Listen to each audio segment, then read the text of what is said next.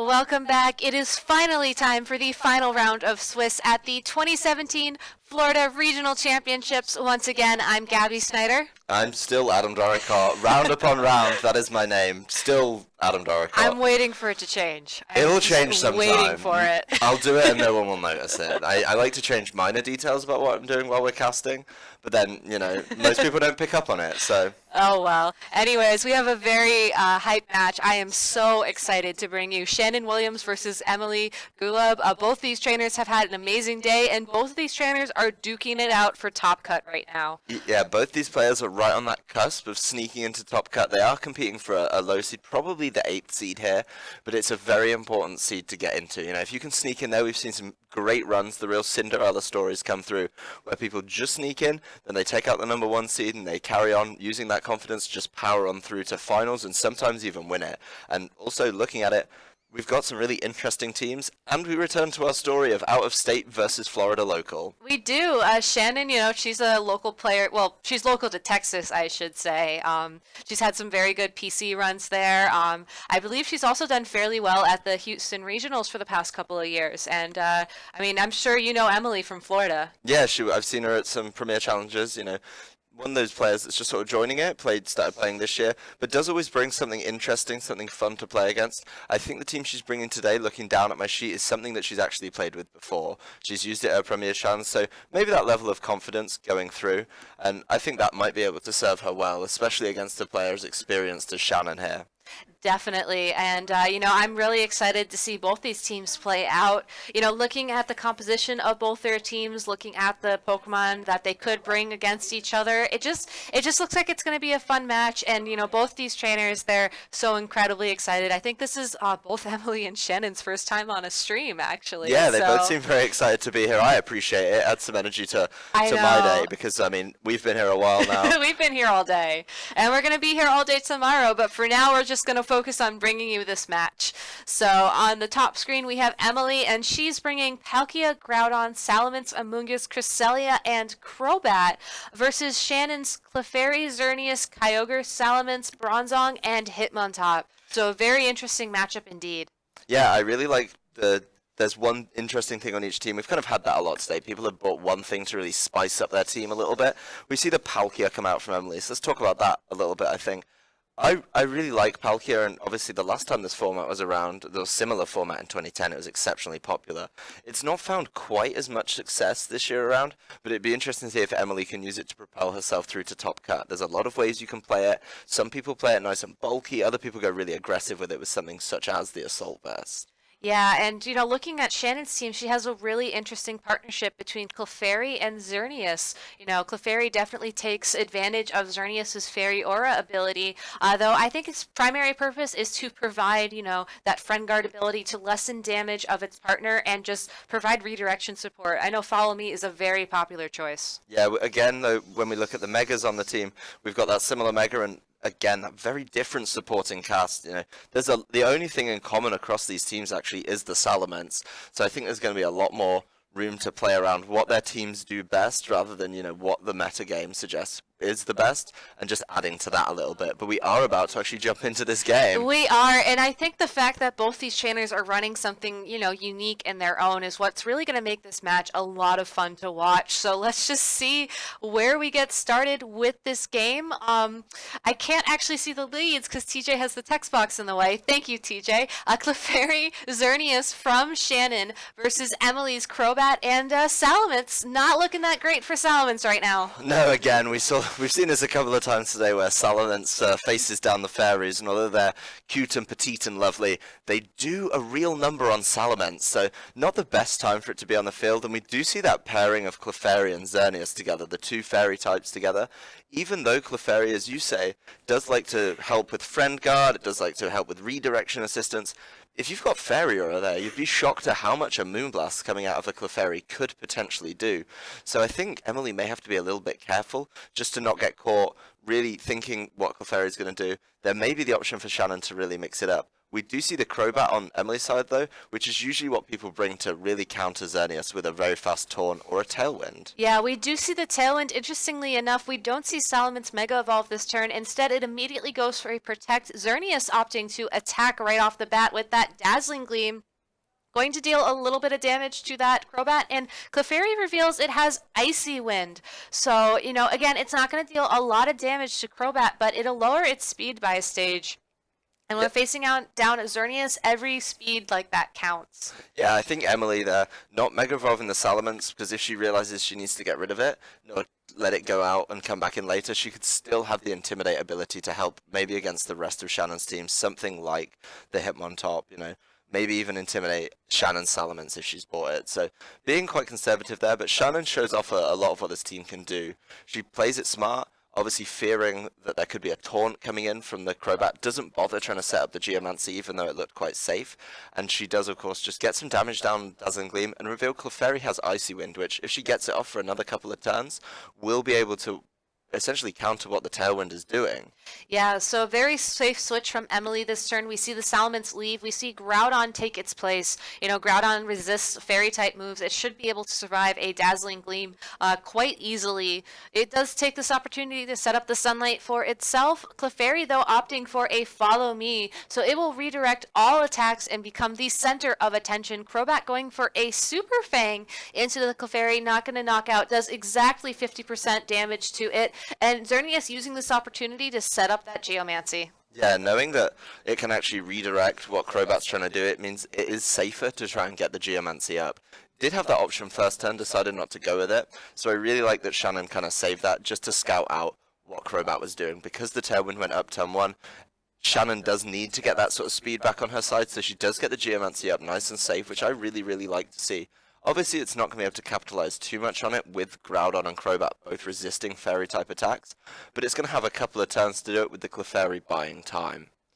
Yeah, so I'm just curious to see what we're going to see that Groudon do here. I mean, if Emily's smart, she may maybe try to read that. She might be able to pick up the knockout on Clefairy, which, you don't think of Clefairy doing much, but just having it on the field will, basically, I believe, half the amount of damage that Xerneas takes. Like, it boosts its defense significantly, and it's just a really good asset to have, especially when your strategy is to, basically superpower this one Pokemon and keep that Pokemon alive for as long as possible.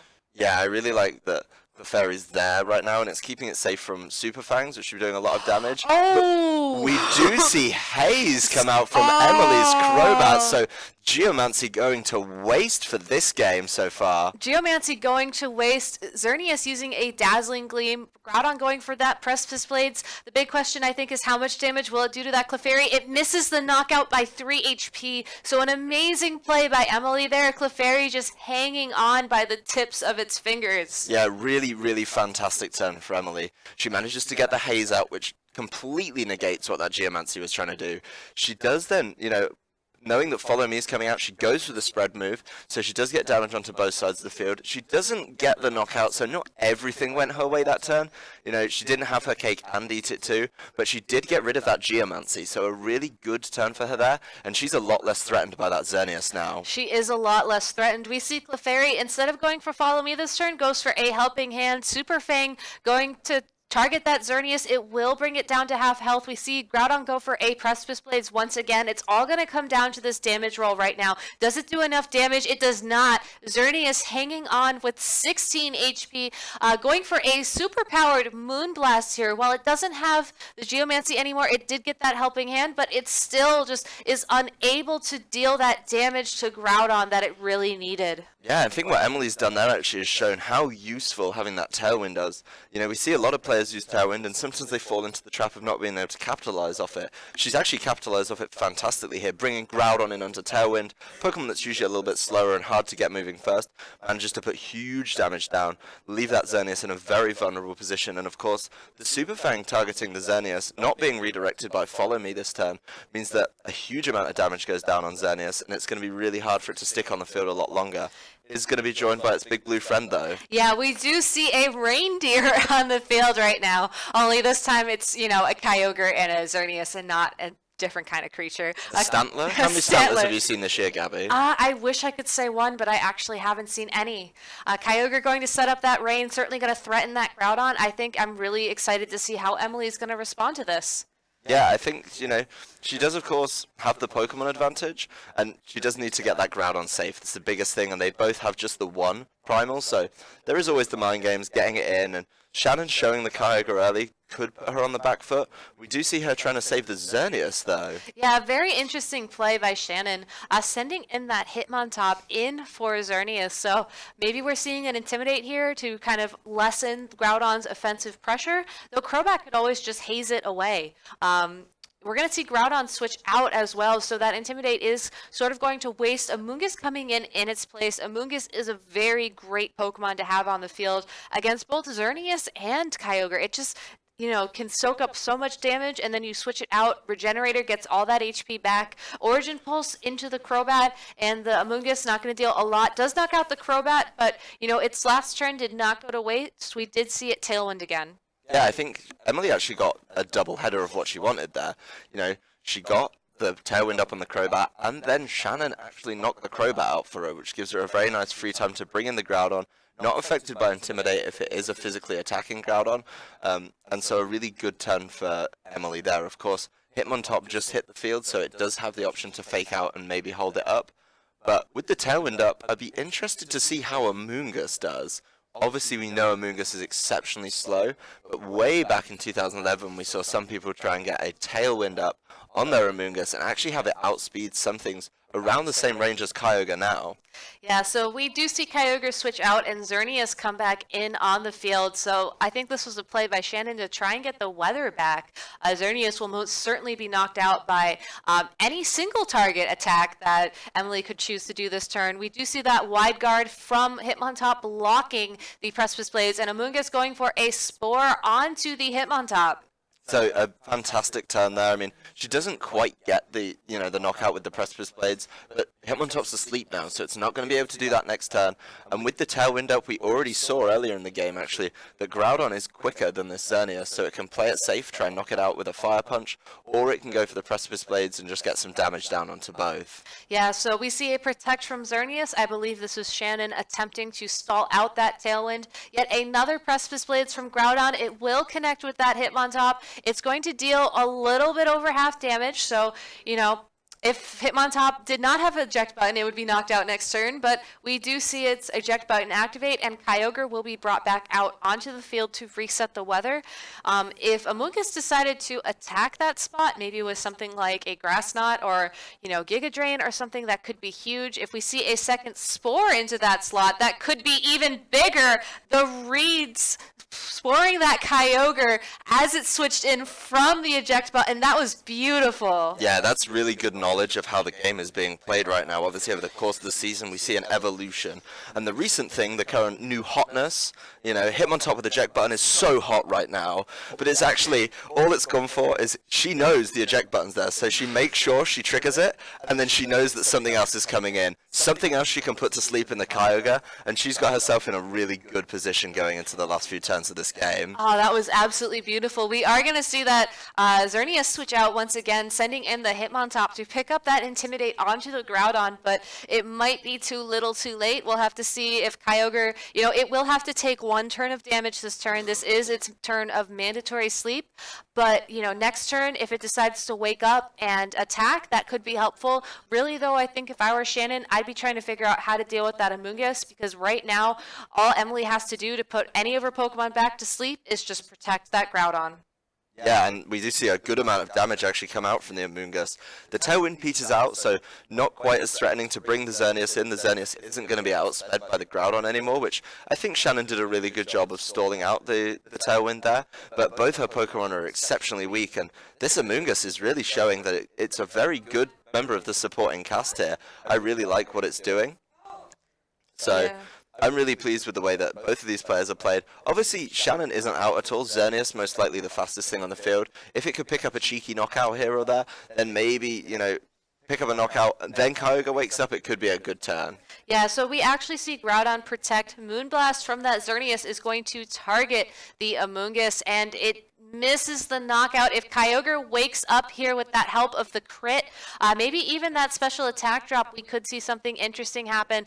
Though it does appear that Amoonguss is holding Citrus Berry, so that's great information going into game 2. We do not see the wake up on Kyogre, and we see a second Grass Knot into the Kyogre from the Amoonguss for that knockout. Yeah, it's really Amoonguss picking up knockouts now. I mean, it's doing everything. It's putting things to sleep. It's picking up knockouts.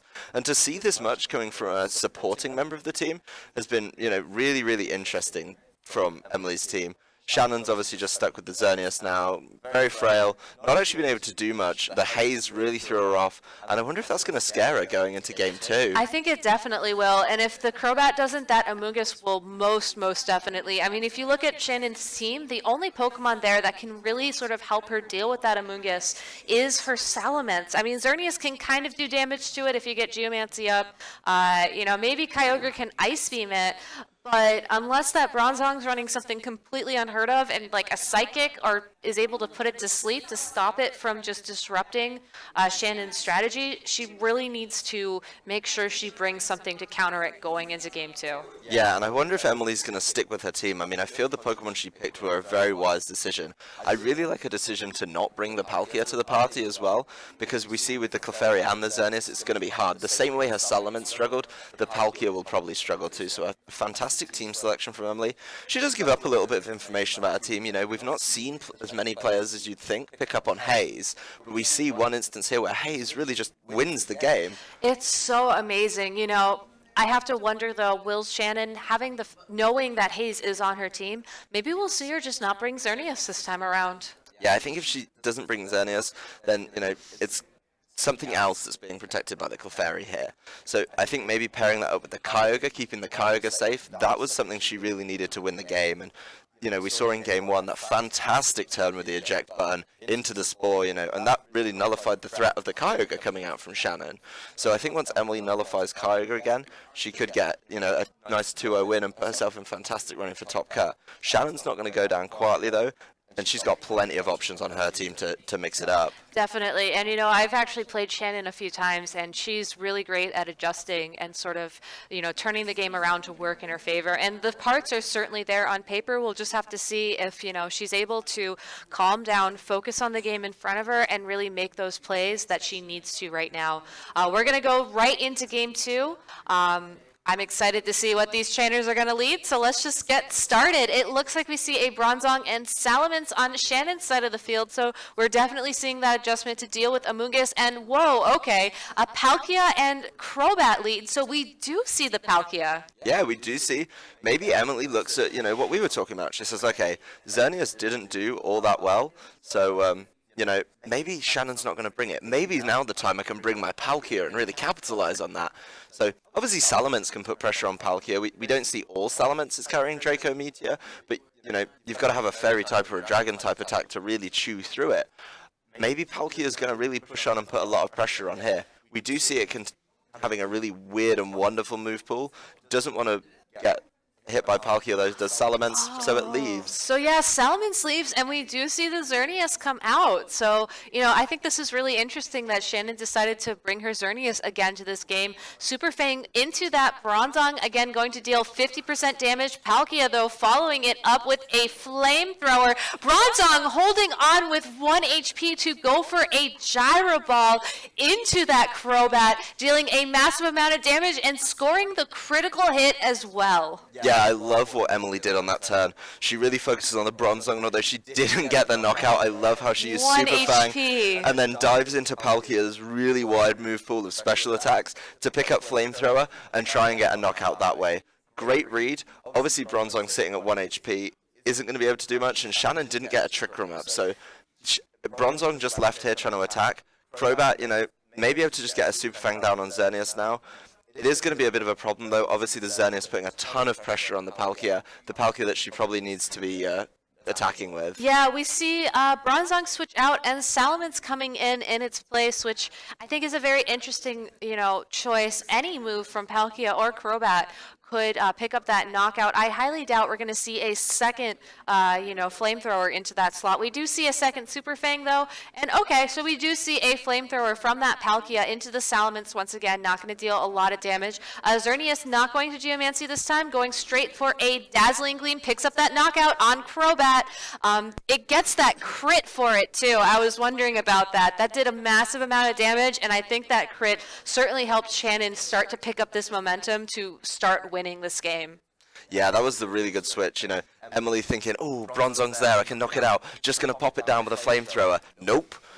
Switches in for the Salamence, which resists it, does really, really well in that regard. And, Xerneas is in a really good position here. With Xerneas the Crobat is in a gone, fantastic position here. Yeah, with Crobat gone, it could be a little bit ballsy. It could go for that nice Geomancy setup here, or it could just throw out Dazzling Gleams. I mean, we saw one Dazzling Gleam did about 75% to the Palkia. It's going to hurt Salamence too. I mean, this is no real feat. So you look at Xerneas on the field, though, looking down two dragons, and Xerneas is just like, let's go outside then. Go on, let's fight. Let's take it outside.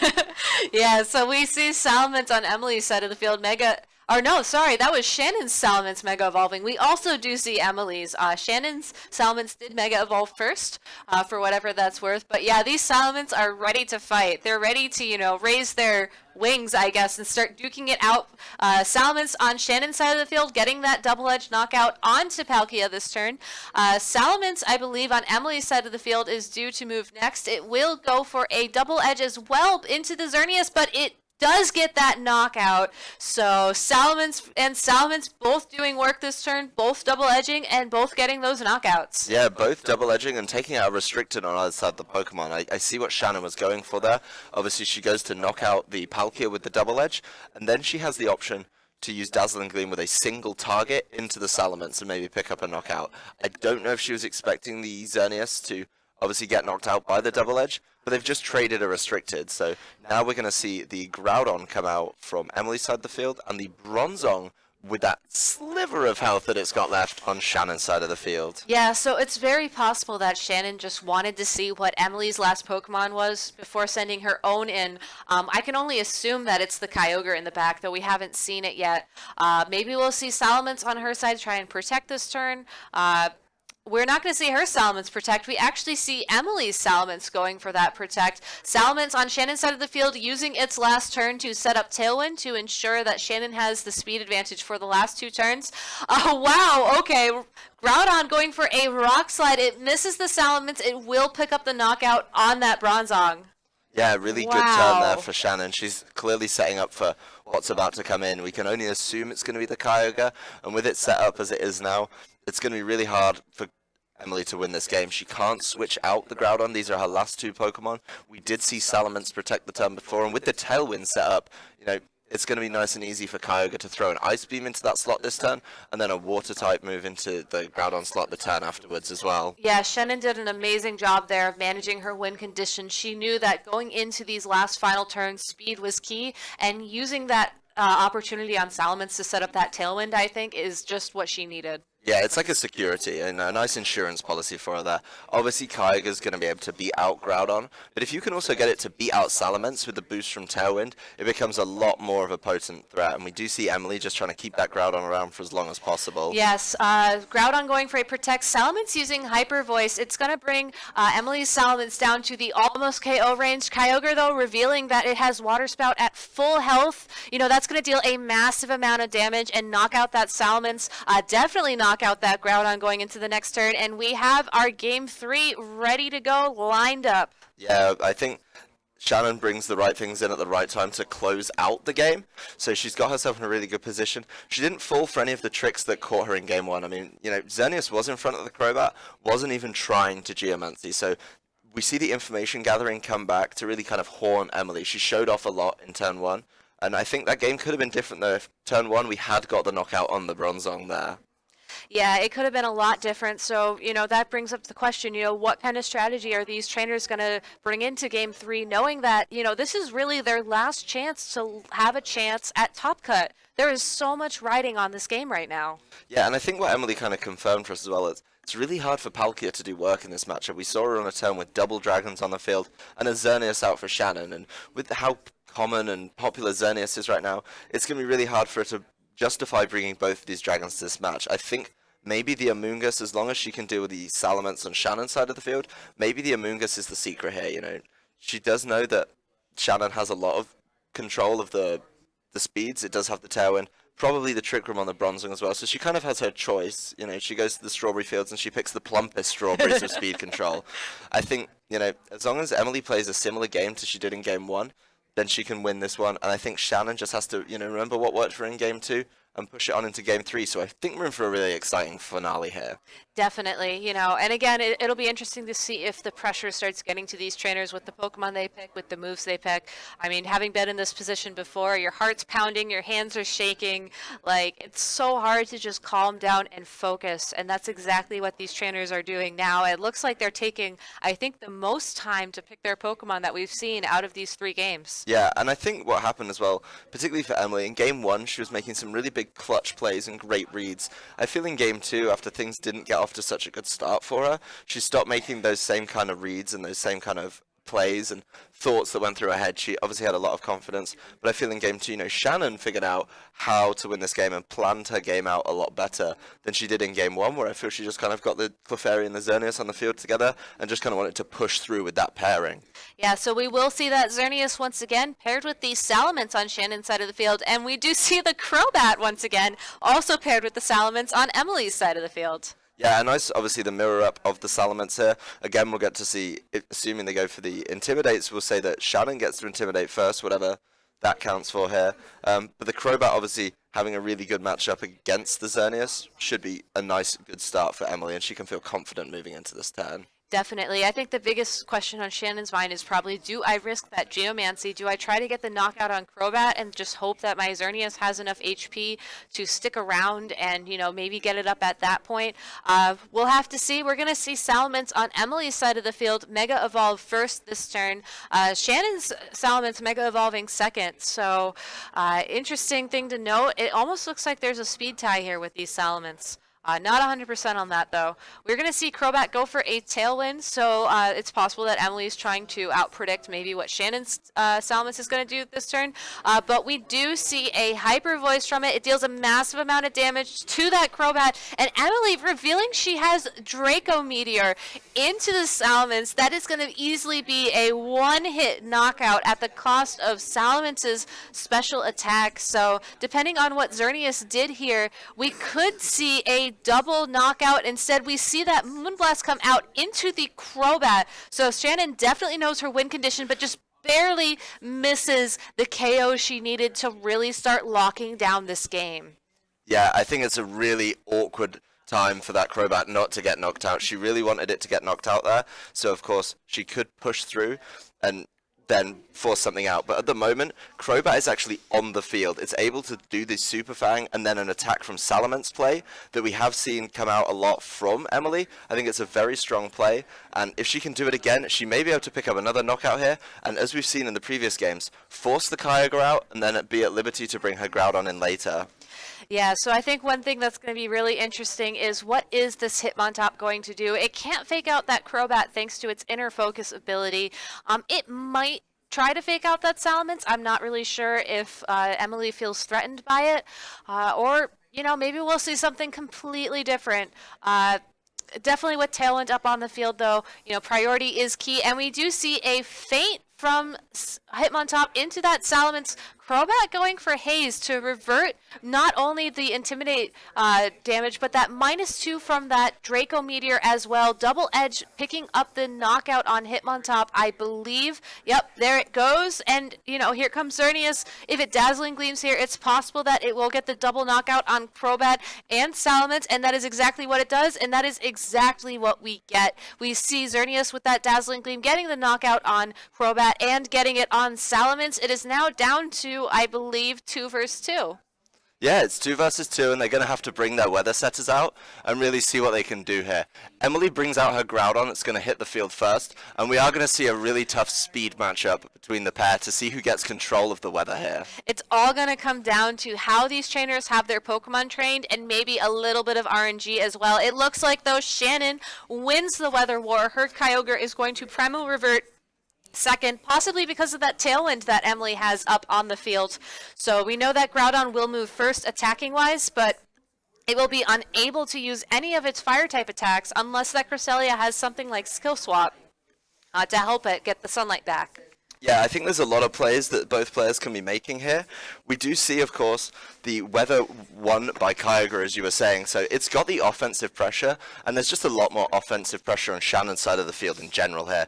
The Kyogre is obviously at full health, and the Xerneas, even though it's going to struggle to get through the Groudon, maybe the Xerneas could spend its time pushing through and knocking out the Cresselia, while the Kyogre is just free to focus on the Groudon and try and seal the win that way. Yeah, Emily is definitely in the tougher position. You know, her win condition is to figure out which Pokemon Shannon's going to try and use to deal the most damage and knock that out, where all Shannon has to do is attack that Groudon. And we do see Emily, you know, sort of read a little bit into that. We see the Groudon going for a Protect, but Xerneas reading that perfectly, uses this time to set up the Geomancy, gets the +2 special attack, gets that +2 special defense, gets that +2 speed. You know, going into the final turns of Game 3 of Round 7, knowing that a win here could get you into Top Cut, that play was huge. We're going to see Kyogre Ice Beam the Groudon, and Cresselia, though, using Trick Room. And I believe, you know, with Tailwind running out... Oh, no, Tailwind did not run out yet, unless I missed it. No, I think what Emily's looking to do is, knowing that the Cresselia is likely going to be one of the slower things on the field, if she has Trick Room up, obviously the Geomancy's gone up there, so that's now going to be moving last on the field. I think what Emily may be looking to do is perhaps Skill Swap on the Groudon, and then she gets control of the weather. She's not going to do that, though. No. She is going to go for just the damage here. We see a helping hand, but Kyogre moves first, gets that Water Spout. Will it knock out that Groudon? It completely destroys it. Xerneas is left on the field to deal the finishing amount of damage to that Cresselia with a Moonblast. Well played by Emily. Well played by Shannon. That was an incredible 3 games. You know, and I believe Shannon now, it all comes down to resistance, but she certainly has an amazing chance to get into Top Cut. Yeah, she was in a really good position, actually. We had a little look, we had a little butchers at the resistances before the game actually came up, and, you know, Shannon did have a slightly better position than Emily, so a win for her. You know, she can definitely be looking towards that top 8 already. I really love the way she played that last game, though. Yeah, she, you know, really took what Emily showed her in Game 1 and started using it to her advantage. Yeah, I also like the way that Shannon had her team trained as well. We did see the Trick Room come up, of course, from Emily, and you'd assume if the Trick Room goes up, you're going to be the one to benefit from it. But then we do see on Shannon's side of the field that actually her Kyogre's slower, so it gets to move first. There was still some, you know, interesting plays from both sides, but I feel that Shannon in games 2 and 3 just took the momentum and really ran with it. Once we'd seen all the tricks from the Crobat, once we'd seen the Amoonguss was able to do work, you know, Shannon prepared for the Amoonguss, knew what tricks were coming, and I think pushed through in a very convincing fashion to hopefully for her advance into the top 8 tomorrow. Yeah, so a very exciting match. I believe we had some other very exciting matches going on outside as well. I think Top Cut tomorrow is going to be pretty excellent. Yeah, we're looking to stream every single game of Top Cut tomorrow, so we're going to go every single top 8 match, both of the top 4 matches, and of course the finals, so lots of exciting Pokemon coming up. I know there's a lot of very, very good players we've seen on stream today who are likely to be in that. I mean, we saw Giovanni. We saw Wolf Glick. Yeah, the only one I think we haven't seen is Brady, obviously a local Florida player. You know, we didn't manage to sneak him onto the stream today, but he looked going into the last round in a very safe position to be advancing. So it looks like we're going to have, some would say, a stacked top 8. It's going to be a little bit stacked, but I think that'll really allow these trainers to shine and bring the best they have to the table. Yeah, I'm really looking forward to it. You know, I hope Shannon does make it in, and I hope a lot of the players we streamed today made it in. You know, we've looked at as many players as possible and see which stories really develop. This early in the season, you know, these kind of points and these kind of prizes are really valuable to pushing on and having a successful season overall. Definitely. Going into a new format, having that security blanket of already having some Top Cut or higher championship points on your belt, you know, that's certainly something to benefit from. And I can't help but wonder, TJ, what time are we starting the stream tomorrow? 9:30? All right. So for those of you... No? Oh, okay. Okay. We're not going to go away yet.